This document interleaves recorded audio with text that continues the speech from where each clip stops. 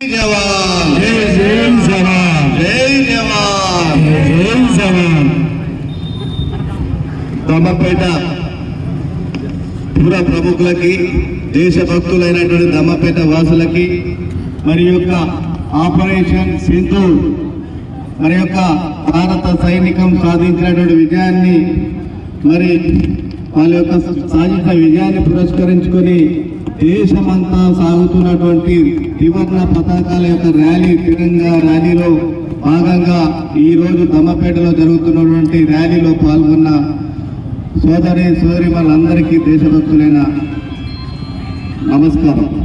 మరి మనందరికీ కూడా తెలుసు, గత నెల ఏప్రిల్ 22వ తారీఖు మరి మన అందరూ ఎంతో ఉల్లాసంగా వాళ్ళ యొక్క వేసవి సెలవుల్లో వాళ్ళ పిల్లలతో మరి పెహల్గాం జమ్మూ కాశ్మీర్ అందాలలో కాశ్మీర్ని చూడడానికి వెళ్ళినటువంటి మన యొక్క టూరిస్టులు ఎవరైతే ఉన్నారో భారతీయులు వాళ్ళని విచక్షణ రహితంగా మతం అడిగి మీరు ఏ మతము అని నిర్ధారణ చేసుకుని మతం ఆధారంగా చంపినటువంటి దుర్మార్గమైన సంఘటన గత ఏప్రిల్ 22 మనం చూసాం. భార్యల కళ్ళెదుటే భర్తలను చంపుతుంటే ఆ భార్యలు వేడుకున్నారు మా భర్తలు చంపొద్దని. అయినా కూడా కనకరించినటువంటి ఆ ఉగ్రవాదులు భర్తలను చంపుతుంటే భర్తలతో పాటు మమ్మల్ని కూడా చంపండి, మేము బతికి ఉండటం అనర్థం, వేస్ట్, మమ్మల్ని మేము ఉండి ఏం చేయాలి, మమ్మల్ని కూడా చంపండి అని ఆ యొక్క ఉగ్రవాదాలు వేడుకున్నటువంటి ఘోరమైన పరిస్థితులు మనం చూసాం. ఉగ్రవాదులు కనకరించకపోగా మరి ఆ యొక్క మహిళల ఎదుటనే వాళ్ళ యొక్క భర్తలను చంపి వాళ్ళ నిదుట సింధూరాన్ని దూరం చేసినటువంటి దుర్మార్గమైన చర్యను మనం చూసాం. పైగా ఉగ్రవాదులు పోయి మీ మోడీకి చెప్పుకోపోండి అని చెప్పేసి మాట్లాడినటువంటి వ్యాఖ్యలు మనం చూసాం.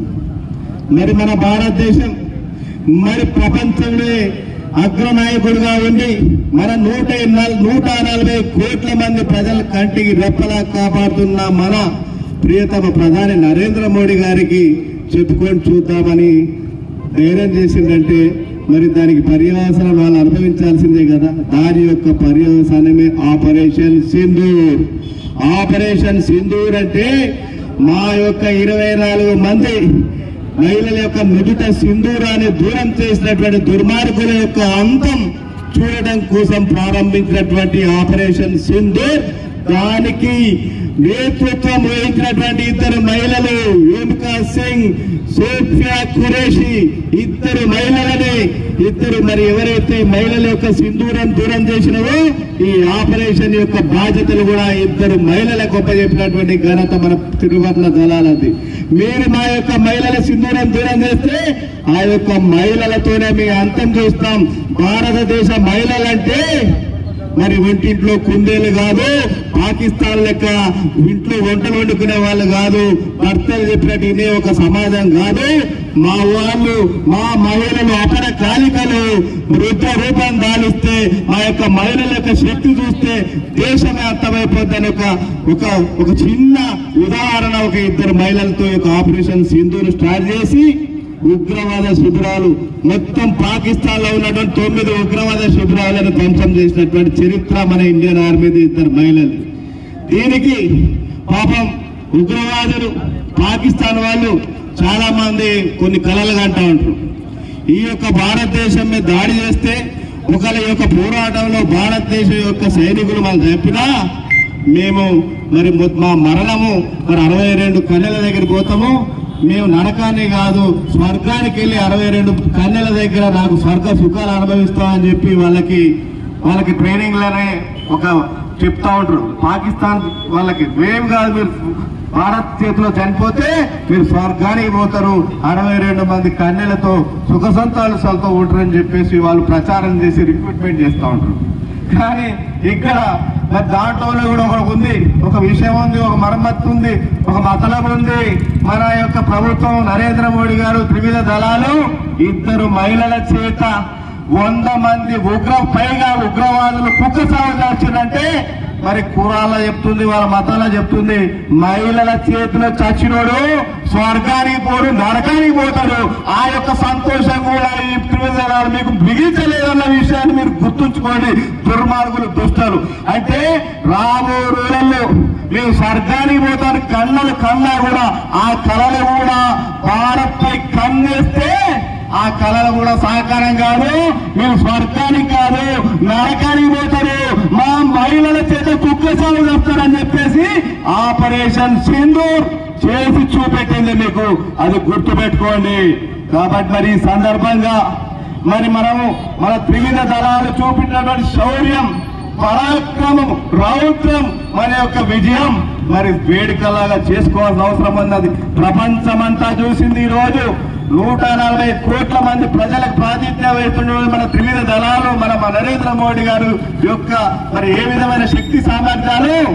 కేవలం 22 మందిని మీరు పహల్గాంలో చంపితే 22 నిమిషాల్లో 9 ఉగ్రవాద స్థావరాలని ధ్వంసం చేసినటువంటి చరిత్ర మన యొక్క ఇండియన్ ఆర్మీది. అది గుర్తుంచుకోండి. కేవలం 22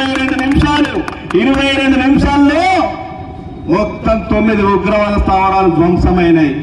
మరి ఇటువంటి సందర్భంలో మరి బుద్ధి తెచ్చుకొని ఉండాల్సిన పాకిస్తాన్ మళ్ళా వక్రబుద్ధి చూపెట్టి మళ్ళా మన యొక్క జనావాసాల మీద, భారత్ యొక్క ప్రార్థనా స్థలాల మీద దాడులు చేయడం మొదలుపెట్టింది. ఒకటేసారి టర్కీ డ్రోన్లతోని, చైనా అందించిన డ్రోన్లతోని పాకిస్తాన్ మరి వాళ్ళు అటాక్ చేశారు. ఒకటేసారి 700 డ్రోన్లని భారత్ పై ప్రయోగిస్తే 700 డ్రోన్లని గాల్లోనే పాకిస్తాన్ భూభాగంలోనే మన S-400 మన సుధారణ చక్రం, ఆకాశ్ మిస్సైల్, బ్రహ్మోస్ లాంటి మరి ఏవైతే ఉన్నాయో గాలిలోనే తుట్టు చేసిన 700 యొక్క డ్రోన్లని వాళ్ళు ప్రయోగించినటువంటి క్షిపణులని గాల్లోనే వాళ్ళ యొక్క భూభాగంలోనే ధ్వంసం చేసినటువంటి చరిత్ర మన ఇండియన్ ఆర్మీది. ఈ యొక్క ఆపరేషన్ సింధూర్ పాకిస్తాన్ కి లక్ష్యంగా జరిగినటువంటి ఒక దాడి కాదు, ఒక ఆపరేషన్ కాదు. ప్రపంచమంతా కూడా ఈ యొక్క భారతదేశ శక్తి సామర్థ్యాలు చూడండి. భారత్ పై కన్నేస్తే ఏ విధంగా ఉంటుందో అని శత్రువులకి, శత్రు దేశాలకి, ప్రపంచానికి ఒక హెచ్చరిక పంపించినటువంటి ఆపరేషన్ సింధూర్ అనేది గుర్తుంచుకోవాలి. ఈ రోజు ప్రపంచము చైనా కావచ్చు, పాకిస్తాన్ కావచ్చు, బంగ్లాదేశ్ కావచ్చు, ఇంకే దేశమైనా భారత్ పై కన్నేస్తే పాకిస్తాన్ కి పట్టే గతే మీకు పడుతుంది ఒక హెచ్చరిక ఈ యొక్క ఆపరేషన్ సింధూర్ అన్న విషయం గుర్తుంచుకోండి. మీరు ఆపరేషన్ సింధూర్ కేవలము 3 రోజుల్లోనే పాకిస్తాన్ కాలబేరానికి వచ్చిందంటే కేవలం 3 రోజుల్లోనే పాకిస్తాన్ కాలబేరానికి వచ్చింది. మరి మన జనావాసాల మీద, మన యొక్క ప్రార్థనా మందిరం మీద దాడి చేస్తే మన యొక్క ఆకాశ్ మిసైల్ కావచ్చు, బ్రహ్మోస్ క్షిపణి వెళ్లి వాళ్ళ 11 సైనిక స్థావరాలను, ఎయిర్ బేస్ ధ్వంసం చేసిందన్న విషయము ఈరోజు ప్రపంచం చెప్తున్నది. మనం కాదు, మనం సైన్యం కాదు, అమెరికా రక్షణ నిపుణులు, ప్రపంచ రక్షణ నిపుణులు, ఆఖరికి పాకిస్తాన్ లో ఉన్న ప్రధానమంత్రి వాళ్ళ స్వయంగా ప్రధానమంత్రి ఈ యొక్క భారతదేశం మా యొక్క ఆర్మీ స్థావరాలని మేము మా సైనిక శిబిరాలు ధ్వంసం చేసింది, మా నెట్వర్క్ ని ఎక్కడికక్కడ ధ్వంసం చేసిందని చెప్పేసి 11 ఎయిర్ బేస్లను నాశనం చేసింది, మా యొక్క విమానాలని మరి ఏదైతే ఆర్మీ విమానాలను ధ్వంసం చేసిందని చెప్పి స్వయంగా వాళ్ళు ఒప్పుకున్నారు. మరి ఇటువంటి పరిస్థితుల్లో కుహనా మేధావులు, మన దేశంలో ఉన్నటువంటి దేశ ద్రోహులు, కుహనా కమ్యూనిస్టులు, కుహనా సెక్యులిస్టులు ఈ దేశంలో తిండి తింటూ, ఈ దేశంలో గాలి పీలుస్తూ, ఈ దేశంలో నివసిస్తున్నటువంటి కొందరు మేధావుల ముసుగులో అసలు భారత్ దాడే చేయలేదు, భారత్ సాధించింది ఏం లేదని చెప్పేసి ఈ యొక్క సైనికుల యొక్క ఆత్మస్థైర్యం దెబ్బతినేలాగా మన దేశంలో ఉంటూ మాట్లాడుతున్న దుర్మార్గుల్ని మనం చూస్తున్నాం. ఈ దుర్మార్గులకు ఒక విషయం చెప్పగలుగుతాం. సాక్షాత్తు ఆ దేశ ప్రధానమంత్రి చెప్పిండు 25% పాకిస్తాన్ విధ్వంసమైంది, ఎయిర్ బేస్లు 11 నష్టపోయాయి, తీవ్రవాద శిబిరాలు మొత్తం కూడా ధ్వంసమైనాయి, 100కు పైగా ప్రధానమైన ఉగ్రవాద నాయకులు అంతమైందని చెప్పేసి మొత్తం చెప్తుంటే కూడా కూర్చుంటే ఆఖరికి వాళ్ళకు అనుస్థావరాలు, ఖైరానాకు అనుస్థావరాలను కూడా దాడి చేసి విధ్వంసం చేసింది భారత్ అని మొత్తం కూడా దేశమంతా, ప్రపంచమంతా కూడా కోడే కూర్చున్నది. ఆ యొక్క అనుస్థావరం మీద భారత్ దాడి చేసిందని చెప్తున్నది. ఇవన్నీ కూడా ఇక్కడ ఉన్నటువంటి వాళ్ళకి కొంతమందికి అవపడకపోవడం చాలా దుర్మార్గం. భారతీయ జనతా పార్టీ మీద, నరేంద్ర మోడీ గారి మీద వ్యతిరేకత ఉంటే తప్పు లేదు, ఇక్కడ ఉన్న వాళ్ళకి అది రాజకీయంగా అందరికి కూడా ఒక్కొక్క అవగాహన, ఒక్కొక్క ఆలోచన విధానం ఉంటే తప్పు లేదు. కానీ దుర్మార్గం ఏంటంటే ఈ యొక్క దేశ సైనికుల మీద మీకు ఎందుకు వ్యతిరేకత, వాళ్ళ మీద ఎందుకు మీకు అసహనం, వాళ్ళ మీద మీకు ఎందుకు కోపం అని సందర్భంగా మేము అడుగుతున్నాం. కాబట్టి ఇప్పటికైనా మరి ప్రజలు అర్థం చేసుకోవాలి. ఈ రోజు పాకిస్తాన్ లో ఉన్నటువంటి సెలబ్రిటీలు మనం దాడి చేస్తే అక్కడ ధ్వంసం అయితే అక్కడ ఉన్నటువంటి సినిమా స్టార్లు, హీరోలు, హీరోయిన్లు పోస్టులు పెడుతున్నారు, వాళ్ళకు అనుకూలంగా పోస్టులు పెడుతున్నారు, పెద్ద ఎత్తున వాళ్ళకి మద్దతు ఇస్తున్నారు. మరి ఒక హీరో పెట్టిన పోస్ట్ చూస్తే మనందరూ కూడా రక్తం మరిగిపోతుంది. 22 మంది మహిళలు ఎవరైతే పహల్గాంలో చనిపోయిన మహిళలు ఉన్నారో వాళ్ళ సైనికులతో శోభనం అని ఒక పోస్ట్ పెట్టి, ఒక కార్టూన్ పెట్టి, దుర్మార్గంగా కార్టూన్ పెట్టిండు ఒక ఆయన, అక్కడ ఒక సెలబ్రిటీ. మరి ఇక్కడ సెలబ్రిటీలు ఏం చేస్తున్నారు? ఇక్కడ ఉన్నటువంటి యువత అర్థం చేసుకోవాలి, ఈ భారతదేశంలో యువత అర్థం చేసుకోవాలి. ఇక్కడ ఉన్నటువంటి హీరోలు ఎవరైతే తెర మీద నటించే హీరోలు ఉన్నారో, సినిమా హీరోలు, వాళ్ళు హీరోలు కాదు. సల్మాన్ ఖాన్, షారూక్ ఖాన్, సాయి పల్లవి, సమంత ఇట్లాంటి హీరోలు, హీరోయిన్లు మీరు హీరోలు కాదు, హీరోయిన్లు కాదు. ఒక్కరు కూడా భారతదేశ సైనికులు మద్దతుగా ఒక ట్వీట్ చేయలే. పైపెచ్చు వాళ్ళని అవమానకరంగా వాళ్ళు తీవ్రవాదులే, వీళ్ళు తీవ్రవాదులే అని మాట్లాడుతున్నారు. అంటే వాళ్ళు ఏ విధంగా శత్రువులు చూస్తామో మనం ఎట్లా శత్రువులు చూస్తామో పాకిస్తాన్ వాళ్ళు కూడా అట్లే శత్రుత్వం చూస్తున్నారు. ఎవరైనా సావు చావే అని ఒక నీతి వాక్యాలు చాలా చిల్లర మాటలు మాట్లాడుతున్నారు. మరి నిజంగా మీరు సెలబ్రిటీలు అయితే ఈ దేశంలో 140 కోట్ల మంది మేము సినిమా చూస్తే బతికే మీరు మమ్మల్ని ఇక్కడ ఉన్నటువంటి ఆర్మీని అవమానకరంగా మాట్లాడుతున్నారు. వీళ్ళు మనందరం కూడా అర్థం చేసుకోవాలని, హీరోలు, హీరోయిన్లు వాళ్ళు నిజంగా హీరోలు కాదు, వాళ్ళు జీరోలు. నిజమైన హీరోలు ఎవరైనా ఉంటే ఈరోజు మన దేశాన్ని రక్షించినటువంటి త్రివిధ దళాలు ఎవరైతున్నారో వాళ్ళు హీరోయిన్లు ఎవరైతున్నారో ఇద్దరు, సోఫియా కురేషి, ఓమికా సింగ్, వాళ్ళిద్దరు హీరోయిన్లు. వాళ్ళని ఆదర్శంగా తీసుకోండి ఈ దేశ యువత, ఈ దేశ ప్రజలు తప్ప ఈ తెరనక మసుపు ఈ యొక్క మేకప్ వేసుకొని ఆడే యొక్క హీరోలు, హీరోయిన్లు కాదని సందర్భంగా మరి వాళ్ళని కూడా మనం హెచ్చరిస్తున్నాం. మీరు ఈ యొక్క ఈ దేశంలో ఉంటూ మరి ఈ దేశము మేము సినిమా చూస్తే బతికే మీరు ఇక్కడ ఉన్నటువంటి మన ఆర్మీకి మద్దతు ఇవ్వండి, లేకపోతే ఈ దేశం ఇచ్చి వెళ్ళిపోండి అని సందర్భంగా వాళ్ళని హెచ్చరిస్తున్నాం. ఈ యొక్క ర్యాలీ 140 కోట్ల మంది దేశమంతా కూడా తీసే తిరంగా ర్యాలీ ఈ యొక్క త్రివిధ దళాలకి మేము సంఘీభావం తెలియజేసుకోవడం, వాళ్ళు సాధించినటువంటి విజయాన్ని ఒక పండుగలాగా సెలబ్రేట్ చేయటము, రాబోయే ఈ యొక్క 140 కోట్ల మంది ప్రజలు మీ వెంట ఉన్నారని ఒక సందేశాన్ని ఇవ్వడం కోసం జరుగుతున్నటువంటి త్రివర్ణ ఈ యొక్క తిరంగా ర్యాలీలో పెద్ద ఎత్తున ఎక్కడ జరిగినా కూడా మరి కొత్తగూడెంలో కావచ్చు, ఈరోజు దమ్మపేటలో కావచ్చు, ఇల్లందులో కావచ్చు, దేశంలో ఎక్కడ జరిగినా, తెలంగాణలో ఎక్కడ జరిగినా ప్రజలందరూ కూడా జెండా బట్టి ఈ యొక్క త్రివిధ దళాలకి మన ఇండియన్ ఆర్మీకి సంఘీభావం చెప్తున్నారు. వాళ్ళు సాధించిన విజయాన్ని గర్విస్తున్నారు. రాబో రోజుల్లో మేమందరం కూడా మేము అండగా ఉంటాము, మీరు ఇదే విధంగా పాకిస్తాన్ కి బుద్ధి చెప్పండి అని చెప్పి అందరూ కూడా 140 కోట్ల మంది ప్రజలు ఈరోజు సైన్యాన్ని మరి కోవేడుకుంటున్నారు. కాబట్టి రాబో రోజుల్లో ఇదే స్ఫూర్తి, పాకిస్తాన్ ఒక బాంబు వేస్తే 100 బాంబులు వేస్తాం మన ప్రధానమంత్రి, మన త్రివిధ దళాలు చెప్పి. ఒక ఉగ్రవాదిని చంపితే 100 ఉగ్రవాది మీ యొక్క దేశంలో చొరబడి మన దేశ పౌరుడు చంపితే 100 మంది ఉగ్రవాదుల్ని అక్కడ దేశంలో మీ దేశంలో చొరబడి చంపుతామని చెప్పారు. పాకిస్తాన్ తో చర్చలంటూ ఉంటే పాక్ ఆక్రమిత కాశ్మీర్ భారత్ కి బేషరతుగా ఒప్పచెప్పడము, రెండో విషయం అక్కడ ఉన్నటువంటి తీవ్రవాదులందరినీ కూడా భారత్ ఒప్పచెప్పడం తప్ప ఇంకో 3వ షరతులు, ఈ 2 షరతులకు ఒప్పుకుంటేనే రాబోరులో పాకిస్తాన్ తో భారత్ చర్చలు జరుపుతుంది తప్ప 3వ విషయంలో చర్చలు ఉండవని స్పష్టంగా మన యొక్క భారత ప్రధానమంత్రి స్పష్టం చేసింది.